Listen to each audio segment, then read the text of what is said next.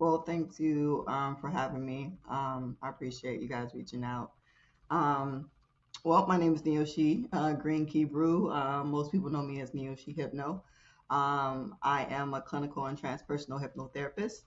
I work with men and women all over the world to help them heal their soul, break through blockages, and align with their divine purpose.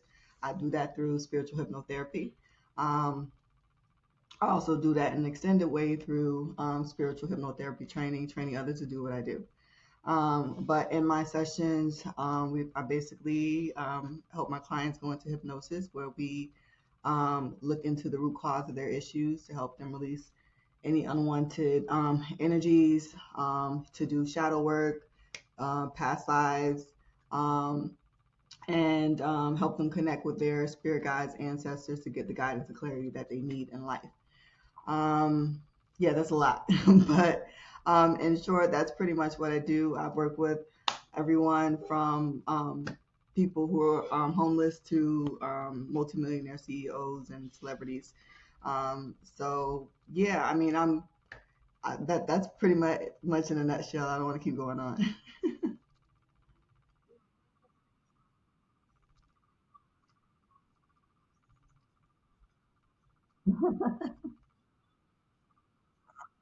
Hi, Mia. Thanks for having me.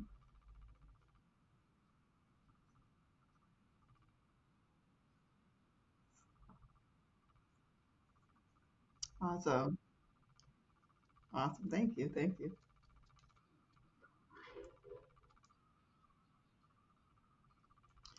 Um, well, I'm sorry. Go ahead.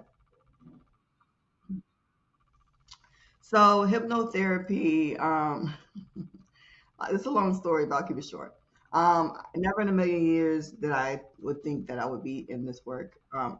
In college, I always had an interest in psychology, um, but I could never see myself in a position of the traditional psychology as a psychologist or psychiatrist or anything of that nature. It was just like, yeah, that ain't me.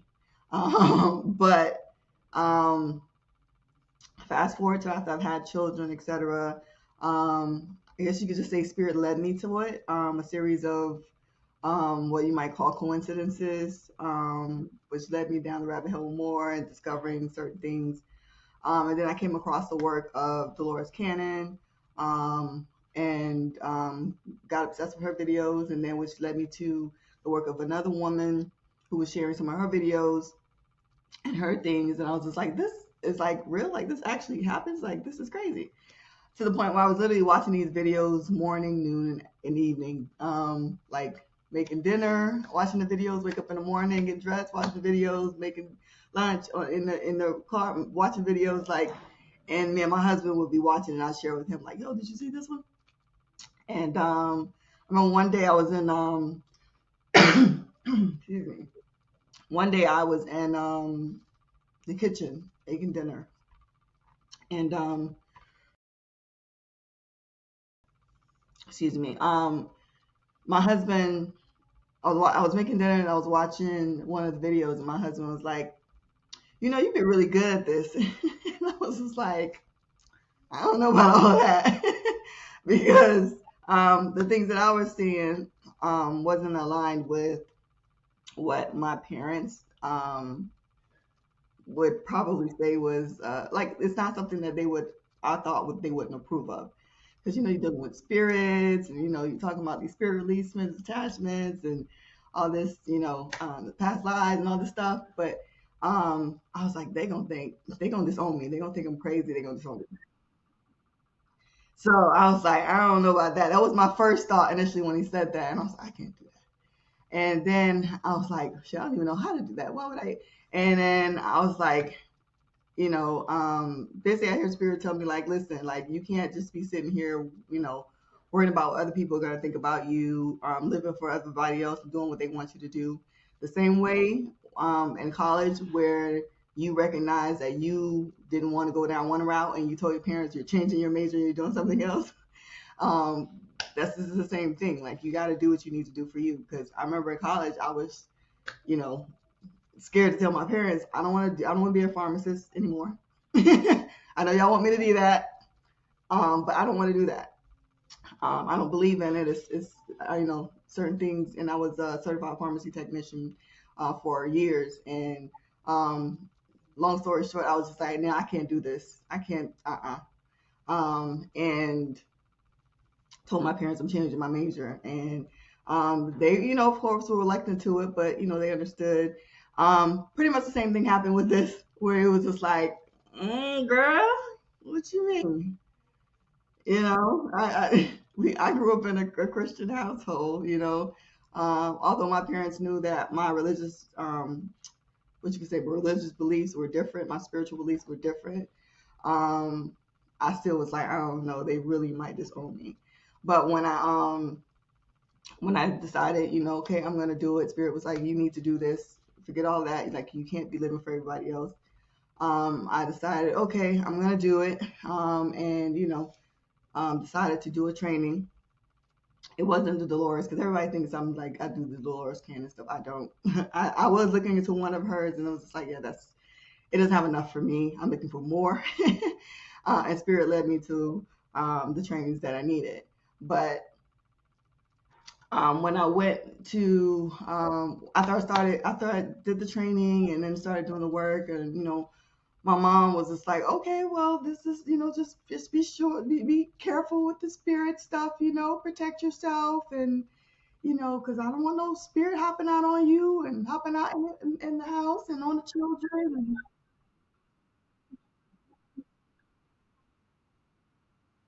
yeah, and I've had my own experiences with spirit attachment, so to speak. Before I even, like, when I was 16, before I even knew what this all this stuff existed. But but yeah, so that's pretty much how I got started in the whole shebang. It was like an alignment of events where pretty much my husband, like, Spirit always used my husband for several different spaces or phases in my life, to help me move forward from one. Because if it would have left to me, I would have never had the inkling of like, oh, let me do this. It would have been like, no, I'm just enjoying watching the videos and getting this information. Yeah, yeah.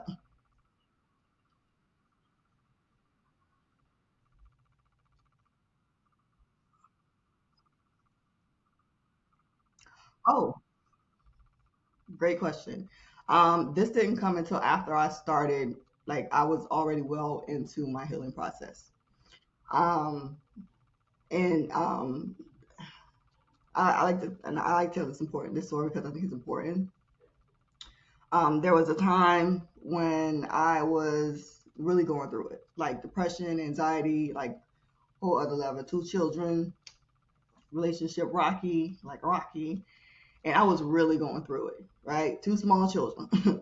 um, and there was a point where Spirit was like you're gonna have to step things up. You're gonna have to start deciding what you're going to accept, what you're not going to accept, and moving on it. And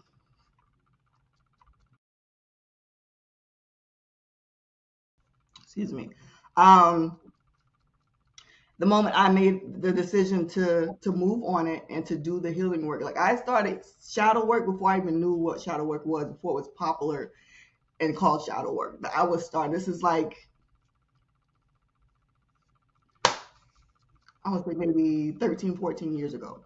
And I literally, like, would basically, like, take certain parts of my life and be like, I don't like this, and this is what I'm gonna do. I'm gonna do this, that.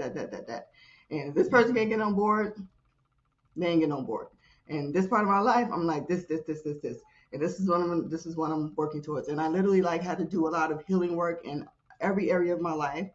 Um, from, like, I talked about, the depression, the anxiety, relationships, all of that, just going through it. And the moment I started to level up and really heal from the things that were troubling me, um, that's when everything started to fall in line. But it had been years. It had been years.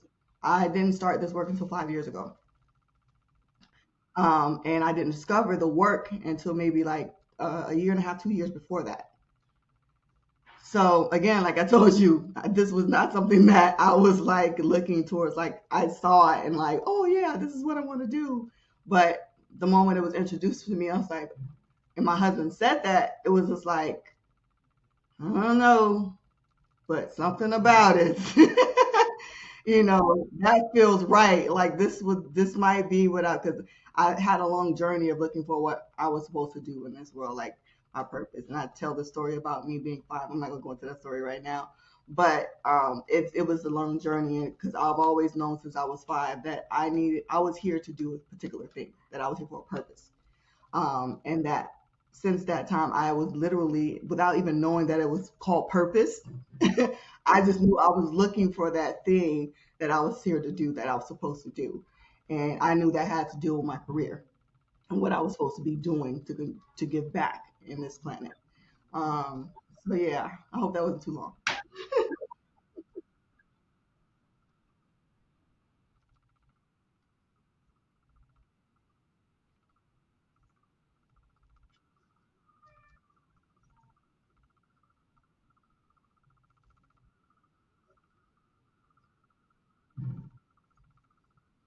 um that moment, like I said, the moment after I got out of the, oh no, my parents are gonna kill me or they're gonna disown me, and then sleeping overnight, spirit confirmed to me like, no, this is what we've been preparing you for. And when I look back now, um, if I had discovered it before, I would have been ready to step into it. I wouldn't have been ready to do it because I wasn't. If I would have been in a place where I wouldn't have been able to hold space for nobody to help them heal from what shit. I got my own struggle. What you talking about?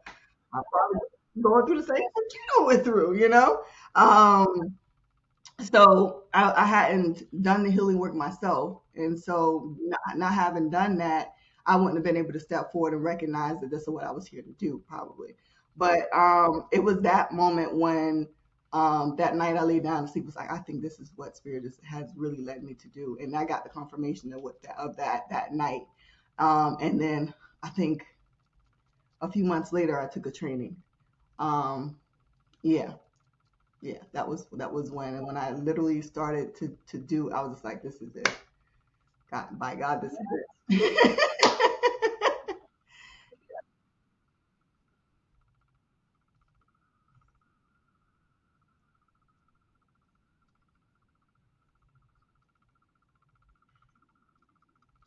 So hypnotherapy is basically the use of hypnosis to help you tap into your subconscious mind and memories to help you find the root cause of whatever issue you might be dealing with. So it could be anxiety, depression, fears, physical ish symptoms such as migraine. Sometimes it manifests in physical ways in the body.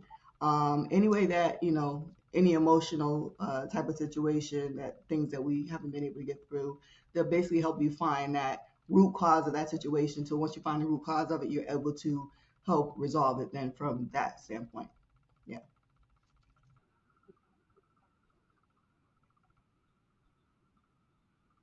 And at that moment, once I found and I figure out what the cause of it is, if it's like, let's say, an emotional, let's say it's anger because you felt like you were abandoned by your parents, and you've been carrying that anger since you were five, and it's been playing out in other parts of your life, in your relationships, friendships, career, whatever, because you got this anger or the temper. Once you find the root cause and say, oh, this is where it came from, then I help you um, basically understand what occurred there with that situation, and then help you rewire, so to speak, help you understand it more so that you can release that anger. And once you release that anger, then you can pretty much move forward in a better way after that. But it's so powerful that I have clients every day that I see that literally, whatever situation, and it doesn't fix your whole life in one session. Let me say this, but it's so powerful. It's so powerful that literally you can get relief from a situation in one session. It's something that I've had countless number of clients say, I've done so much more with you in this 3 hour session and healed so much in this 3 hour session than I have 10 years of therapy. And that's not to say that it's a replacement for therapy, because I do work with other mental health practitioners, and professionals. In fact, a lot of them will send me clients and say, hey, go see Neoshi. But it is powerful work. It is very powerful.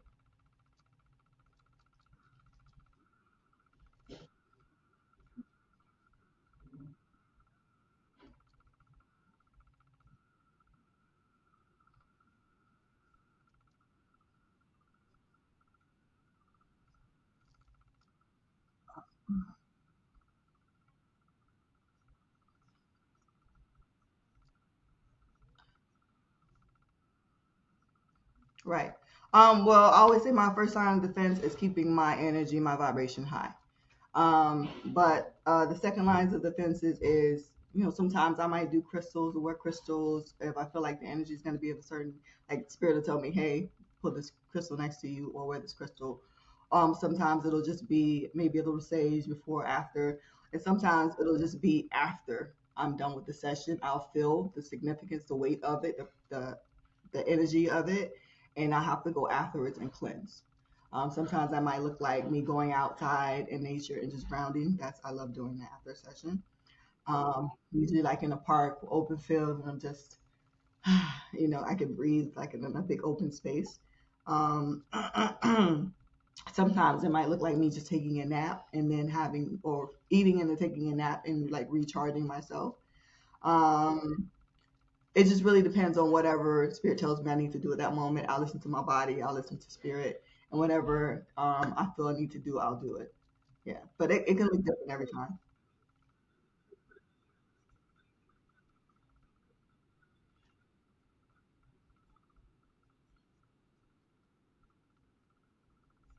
Usually, it's always gonna be for myself for protection because I don't. It's not necessarily anything that I need to bring in other than that. So it'll be more of the black crystals like obsidian, things like that, that I use to work with.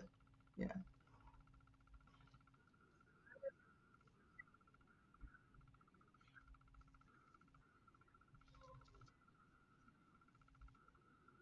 Mhm.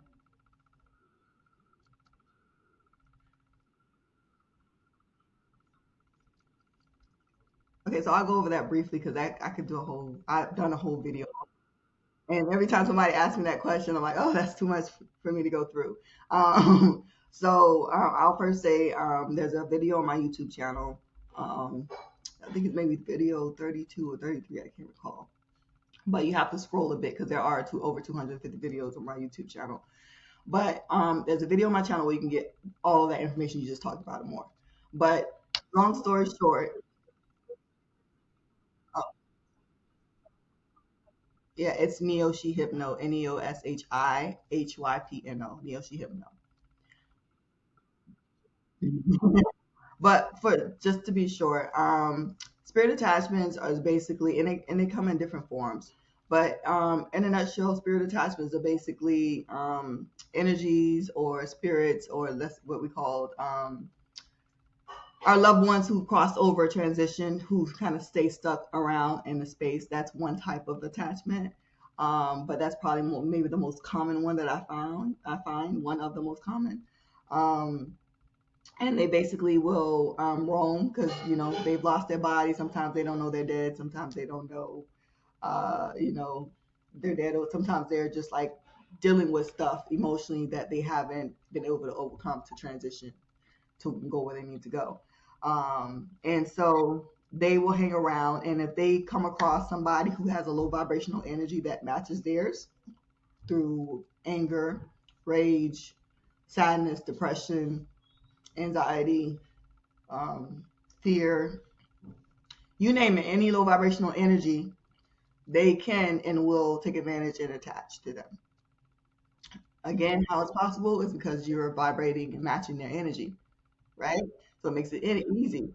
As long as you keep a high vibrational, which is what I talked about before, my first line of defense is me keeping a high vibrational energy field, is so that I don't allow myself to be opened up to lower vibrational energies, whether it's in my home, outside my home, or clients that I'm dealing with. Um, so they will find ways to attach to you. Sometimes it could be, you're drinking or you're just down, sad, and angry and mad or whatever, and they come across you and they're just like, oh, okay. It's like a kid in a candy store. Let's go play. Let's go have fun. and they can attach to you on any part of your body, literally. Um, Whether it be your physical body or even your energetic body, they can attach.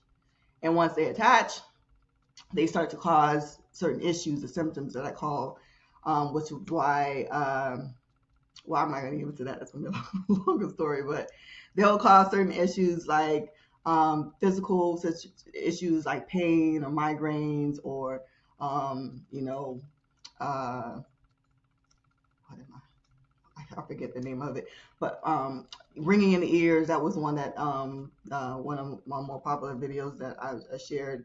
Um, Even emotional and sometimes mental situations where a person is thinking this is coming from a situation or this is like not sure where it's coming from, but they literally will attach to you and they will bring these issues with them. And if you have these issues yourself, they won't just bring it with you, but they'll enhance or magnify the issue within you. But once I find them in a session, and we identify who they are, where they came from, et cetera, all that stuff, I basically help convince them to go to the light. And once they go to the light and they leave my client, I have them take their things with them. And as soon as they're done, they take all their things. Literally, my clients will be like, it's gone. Like whether there was a pain, a migraine, ringing in the ears, anger, sadness, you name it, gone like that.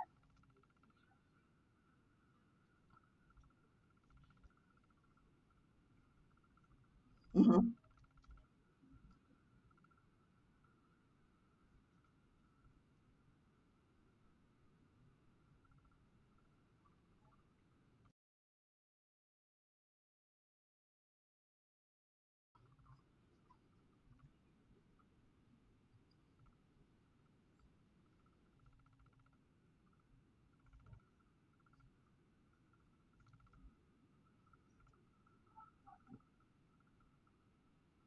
Well, they're high vibrational. That means they're usually like an ancestor, someone who's crossed over, a guide, or something of that nature. Yes, I've come across. It's rare, but you come across some people who are there and they're guiding them, trying to help them deal with some things. It'll be a guide, it'll be an ancestor, and they are of the light. And they'll say, "Yeah, I'm of the light," and I won't. All right, okay, cool. Do your thing, because you're helping them. But it's rare. But yeah, I have found that occasionally.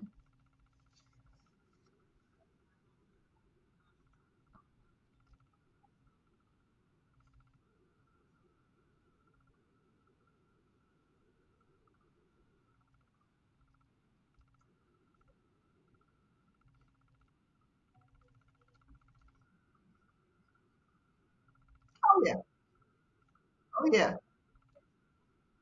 Quite a few have tried to be tricky, yeah. And that's why when I'm working with my trainees and I'm teaching them to do the work, I always train them on how to identify if this person is who they say they are. Because they will try it, yeah.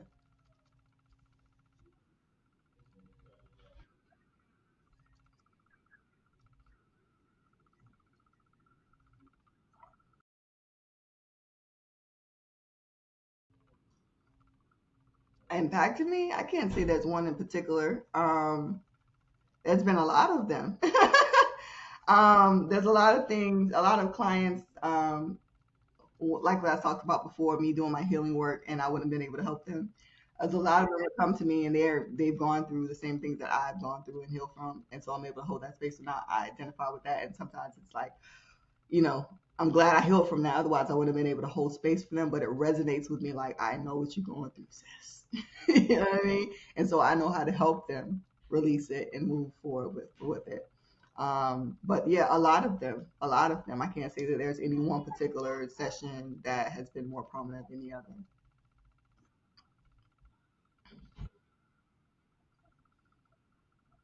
Right. And my sickness.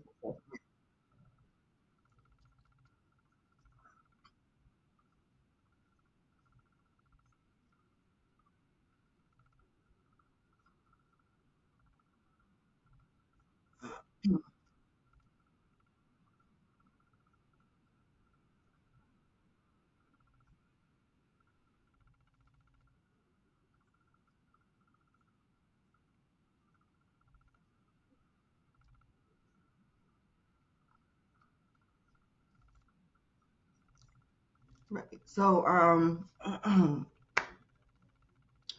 when you say most memorable, for me, most memorable is the ones that have me on the floor laughing, right? So, so there's a lot of those. Yeah, and yes, most people think that they're going to be a king or queen of some heist, and it's very rarely that you're seeing showing those lives. That's why I always tell my clients, whatever you're expecting, get it out your mouth. Don't expect that because it's most likely not going to happen. But there have been some sessions where they have been this queen or this king, and it wasn't the ideal life though. It was a lot of pain and misery in that life. But and so they're a lot of times shocked, like, oh, I can't believe I was this person in this horrible life, and da da da. Da. It's like I was a queen, but I was so miserable. I was so like I was miserable, and I couldn't do what I wanted. And my father wanted me to do this, and I didn't want to do this. I want to do this, and da da da. And like full on out emotional tears, everything. And I think some of the most memorable or funnier sessions. Let me see if I can think of a few. Um, um, Mama and Muriel, I think was her name. She was, I think, yeah, she was my client's grandmother in her past life. She was her past life grandmother, and she was still guiding her in this lifetime. And when we got to well, we went through that life with her, and then when we got to the part excuse me, there's a part in my signature session that's like my most popular session. That's the one that you guys all see on YouTube, but there's other different sessions that I offer. But there's a part of my signature session where we go to speak with the spirit guide.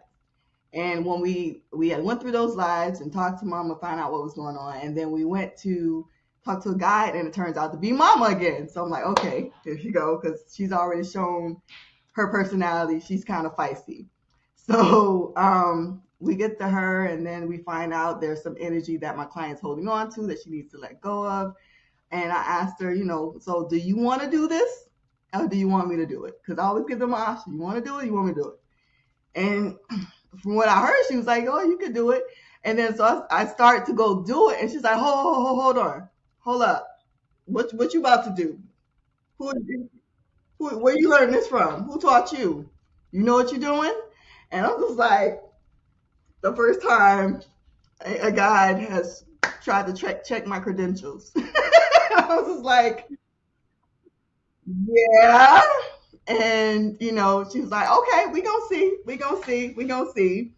And we go through it. I help her release, and then I go back to Mama, and I'm like, so how'd I do? She's like, you good. I give you your props. Okay, I don't say this to everybody, but thank you. People usually do the thanking to me. They usually do the thanking to me, but I'm gonna say thank you. You did your thing. And so that was funny as heck because I was just like, I thought you knew I was here to help, but you want me to show myself. Okay. And then there's another where, which one? Of these spirit attachments. Those are usually the funny ones. Where they don't want to go, and they're just basically just pulling all the stops to try to convince me that they don't want to go, that they shouldn't go. And was one with Red, um, who had attached to my client as a child when she was a baby, and Red and Carter, and they basically cussed me out. Well, Red did, and Carter was like, "I'm over this. Like, I'm ready to go. But when I get to the light, can you just like make sure that me and Carter don't go to the same place? Because I don't want to go with him for you. I want to go with Red. I just want to. He's like, I just came here. He's like, yeah. Carter's like, I only came here because I saw Red attaching, and I know he was gonna cause some trouble, and I was just trying to help her out, but I don't want to be with Red no more. And so, and then we have Sassy, who another spirit attachment, who was a prostitute, or she might call it an escort. And she just wanted my client to date men and get their money and live lavishly and this and I'm sassy and I'm gonna help her be sassy and basically scam these dudes. And she didn't want to take all of her stuff. She's talking about can I think she wanted to leave some shoes behind and she's throwing shoes out the window and like, no, take your stuff with you.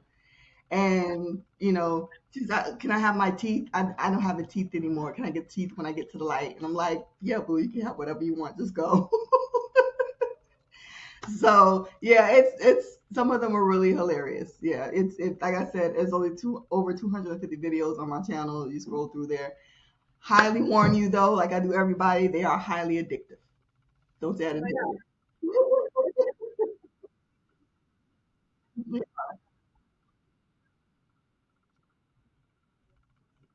Yeah, yeah.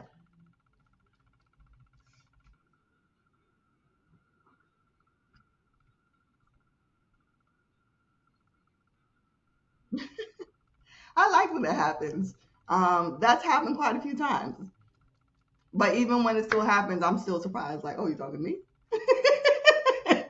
Yeah, because it'll always be out of nowhere. Literally, like I'm like asking them questions about my client for my client, and then all of a sudden, yeah, Neoshi. By the way, and I'm just like me. Yeah, so that happens sometimes.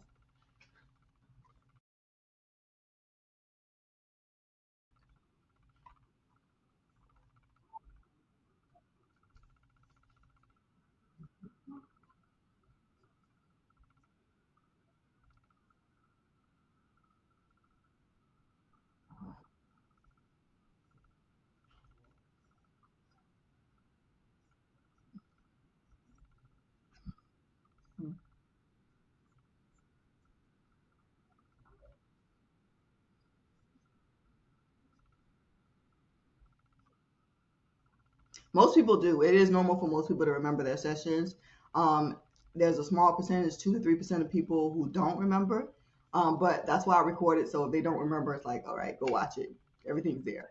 But a lot of times people even, who don't remember will come out. They'll swear like they were like sleeping and like I was talking to myself the whole 3 hours. And I'm like, well, I was not talking to myself this whole time. I was talking to me. So yeah, it's most people do remember though.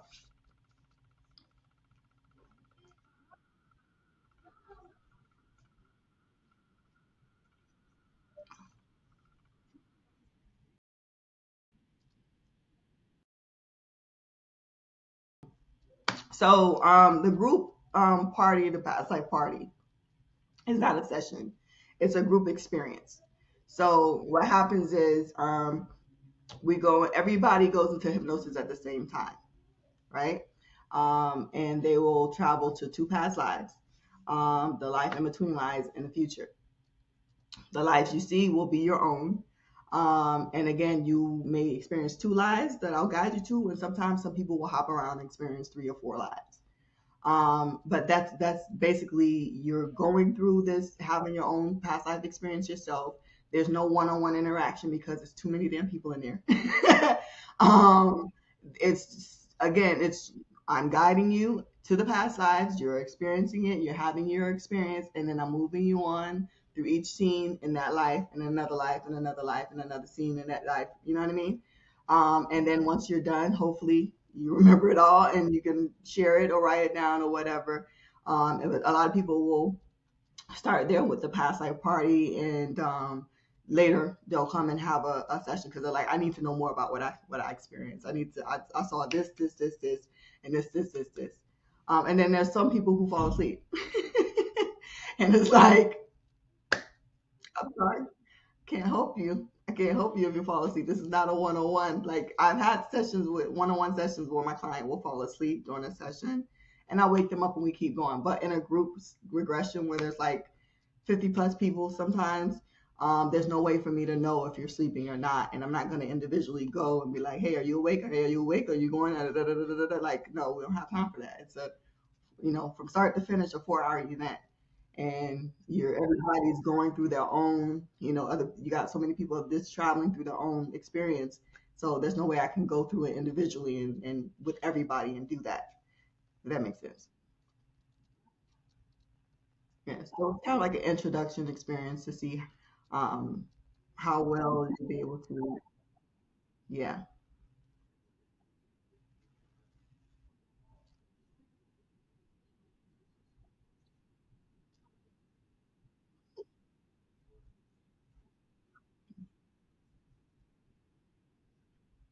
Well, so just a few, right? So most people, number one, think that it's mind control, and it's not. Like they think you're going to like something out of Get Out, and it's not. Um, they really do. Um, they think that they're thinking it's like sleep. You'll be sleeping because it looks like you're sleeping when you're in hypnosis because most people are so relaxed and they're on a experience. Um, but it's not. Then other people will think that they're going to be leaving their body and going through another dimension.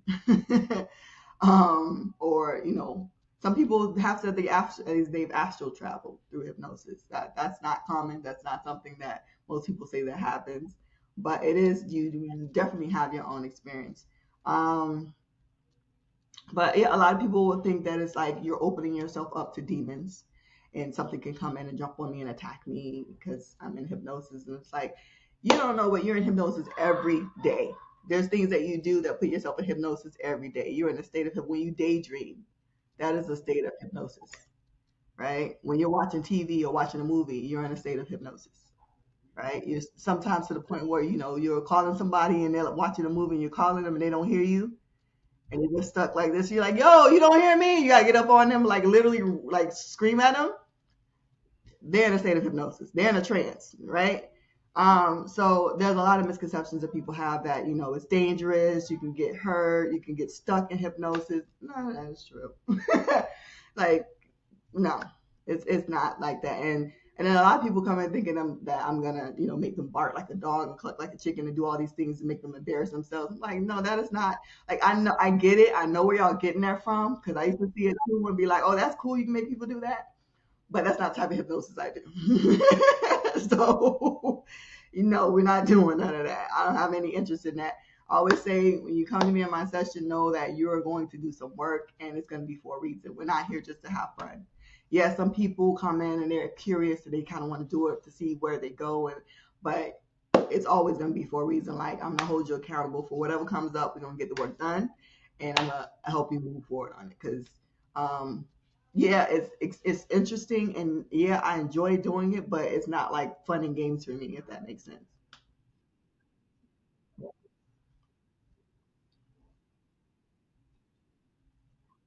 Yeah.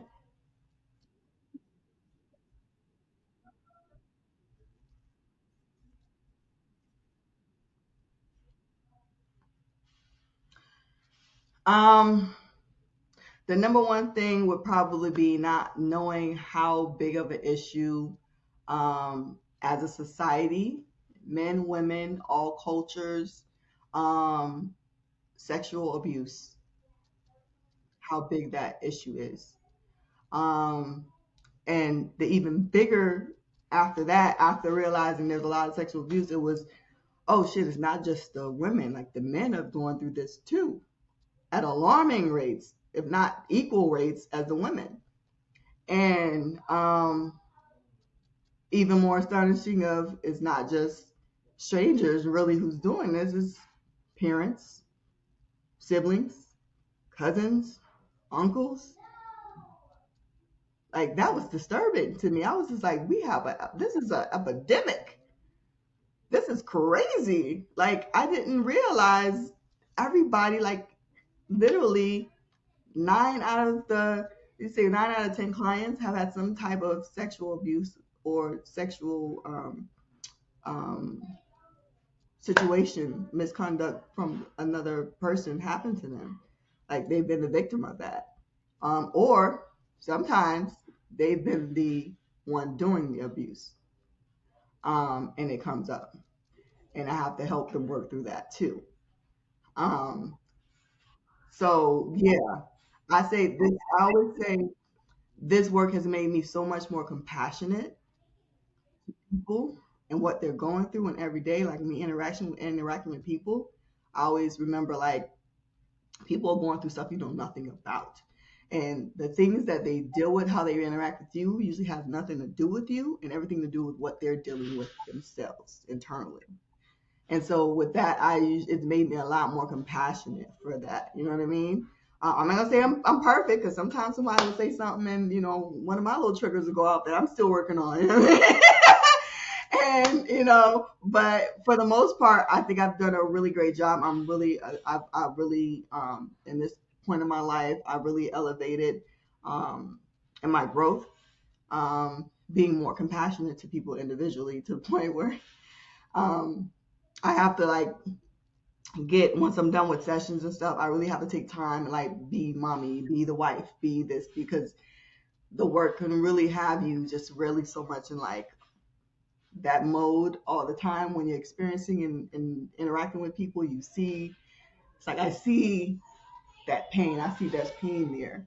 I see where that's probably coming from, and I'm compassionate to that. So I'm not gonna respond, or I'm gonna treat you with care, or maybe inquire a bit more about that because it seems like there's something there, and just a natural person to me who's always been that helpful person, that person who everybody's who usually come to for like advice or like problem solving or like some type of help.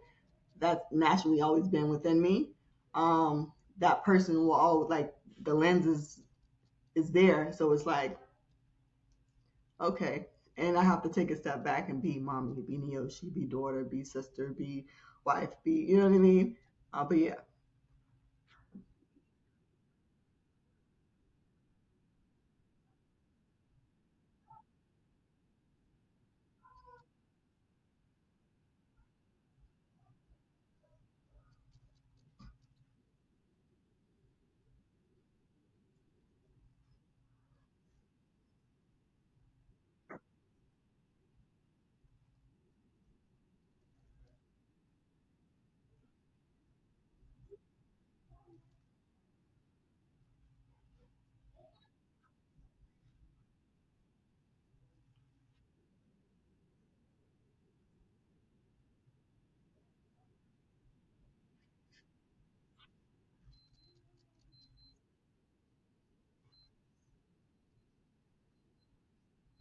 right.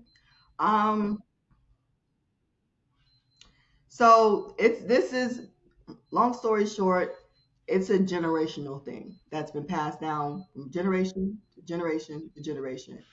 The abuser is always, usually 99% of the time, a victim themselves. And it might have been from that father or that mother or that aunt, whoever, sister, brother, whoever. And the thing about it is sometimes the victim will um, react or respond to that in a different way versus other people who react and respond to it and abuse themselves. Um, so it is a generational curse. It's something that's passed down from generation to generation to generation. When you look into it, it's always when we find out, well, why? Let's find out what's going on. Why did the father do? What happened with the? Oh, he was abused too. The mother did this, or the father did this, or whoever, or the aunt, or the neighbor, or the cousin's boyfriend did that to them, right? And they never got the help that they were looking for. They didn't know how to deal with it. They didn't know, like, it's always a situation of them being a victim and never recovering, never getting that help, never, you know, feeling as if I've got that healing or that I've released that. Like they get carried it. And sometimes they will do it thinking that it makes them feel more empowered. Like somebody did this to me, I'm gonna do this to them. I gotta take my power back. Right? And when they do it, it's even 10 times. They realize that didn't make me feel any better. Now I feel even worse. But now I'm in it, and it's like sometimes, unfortunately, they keep doing it for years and years and years and years and years and years, trying to deal with the pain, thinking they and just get lost in it, right? And so that's a hard pill to swallow, right? I've had to help clients with that who came in and it was revealed, yeah, I touched my cousin. Yeah, I made my sister do this. yeah, I da da da da da. Um, and those are always hard. But again, being the person I am and understanding that it is a generational situation, it's always so rewarding to see that those cycles are being broken, that they're doing the work to heal, so that now this doesn't get passed on to the next generation, right?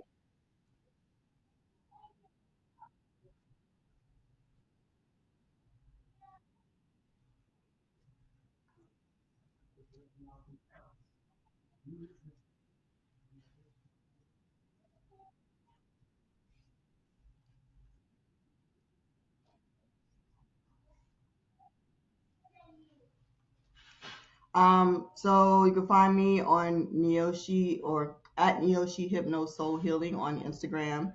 Also, again, like I said, on YouTube, you can find me at Neoshi Hypno. Or you can just, if you want more information about me or about the work that I'm doing, um, neoshihypno.com.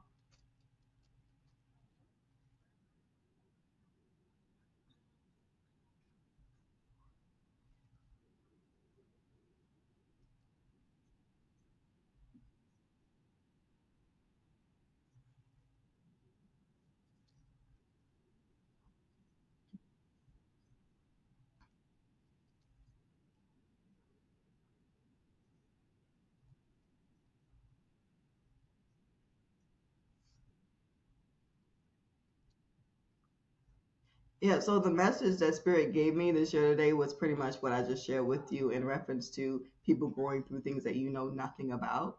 Be more kind to people when you're encountering them, whether it's you're on the road driving or you're crossing the street going into the grocery store or you're in the grocery store or you're interacting with the cashier or you're interacting with your neighbor, whoever, right? The mailman or dropping your kids off to school, interacting with the teacher, whoever, right? People are going through struggles you know nothing about. Having more patience, more kindness, being more considerate. Maybe this person is going through that something. Not saying let people run over you, right? But just being more compassionate to maybe they're having something. So let me not push this more than really it needs to go. Because again, how somebody responds to you and how they interact with you, especially when it's something just like, where did this come from? Like, what? All I said was hello. um, they're literally going through things that have nothing to do with you, and everything how they respond to you has nothing to do with you, and everything with what to do with what they're experiencing, going through, what they're struggling with. So having a bit more compassion for people, you don't know how much of a difference that might make. I've heard some people talk about, they've encountered somebody and they just smiled and asked them how their day was, and that person said that that day they were going to go and unalive themselves, but that compassion that that person showed them, let them maybe another day, and another day, right? So yeah, that's the message.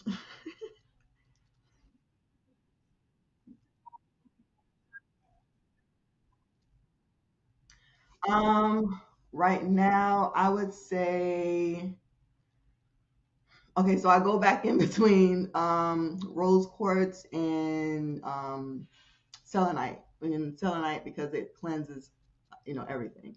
Sometimes I even use that with the black obsidian, like just to help with everything. But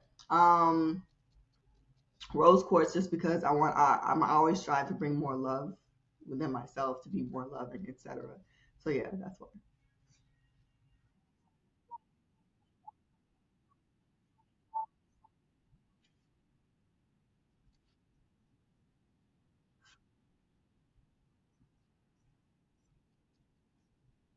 Okay. Okay.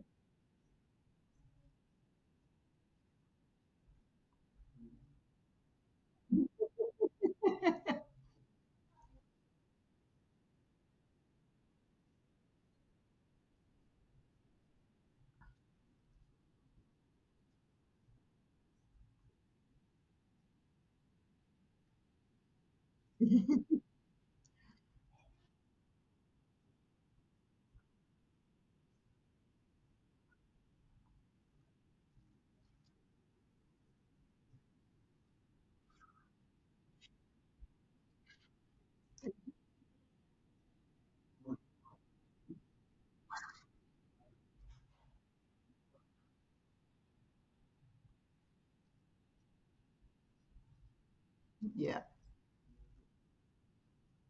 my pleasure. Thank you. Gratitude. Thank you guys again for having me. I appreciate it. Mhm.